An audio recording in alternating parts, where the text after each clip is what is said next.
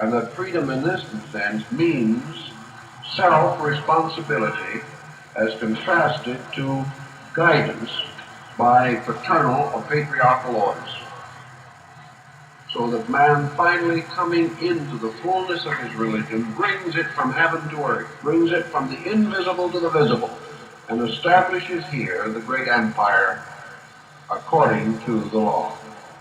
When the human being has achieved his full understanding of the cosmic procedure, he will create a material way of government, of administration, of life, of education, of culture, and of growth, which is patterned exactly from the celestial law, so that ultimately the laws of heaven shall be made manifest upon the earth.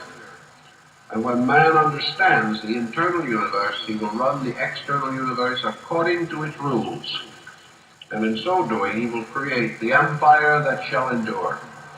He will create the way of life that cannot die, because it is a manifestation of an eternal life itself.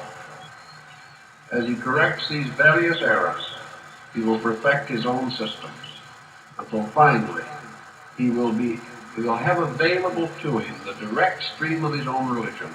He will bring it to maturity, and in its maturity it will become the great leader of his life.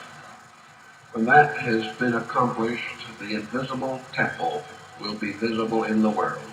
The religions will become the servants of religion itself, and all the faiths of men will recognize their servitude to the eternal faith itself.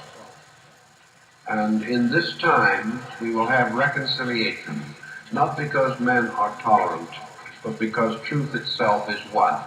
And when this is internally experienced, patience is no longer necessary in confusion. So ultimately, in the seventh division, the one law must be brought together. Science, religion, philosophy must be reunited, and religion must find that its seven rays, or its seven parts, are merely the prismatic appearances of its one light. Man, having experienced these things, will understand the great mystery of faith as an experience within himself.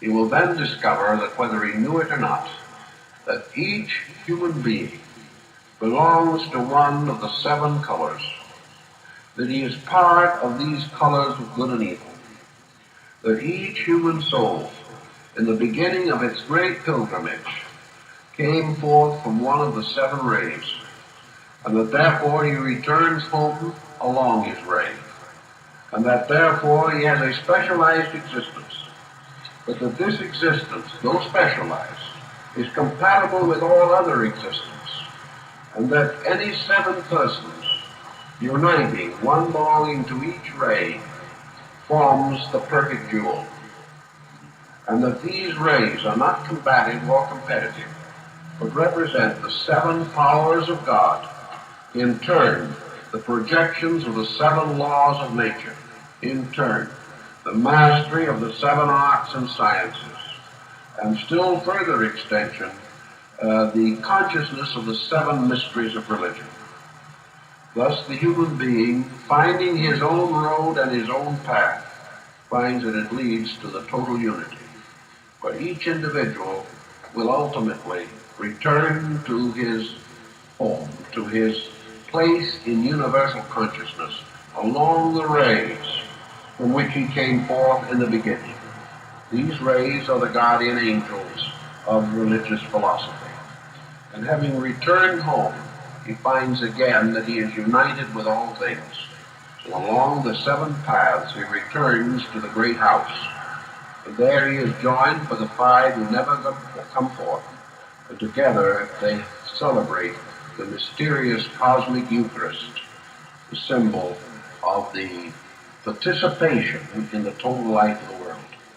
All these mysteries belong essentially to the secret school tradition. Fragments have come out in all religions, but the total concept awaits its perfect fulfillment in the spiritual experience of man himself.